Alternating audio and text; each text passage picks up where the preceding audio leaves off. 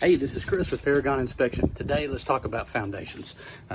This house was built in the 70s, and looking at the paperwork before I ever got to the inspection, I saw that there's been some foundation repair on the home and supposedly a transferable warranty.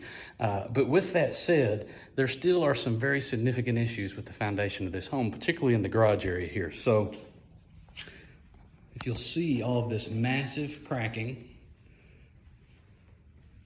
and upheaval. As you walk across this garage floor, it literally raises several inches, and then towards the edges, it dives back off several inches. And so, you know, I'm gonna step out here and say that even though this one has been repaired, some more attention is very most definitely needed.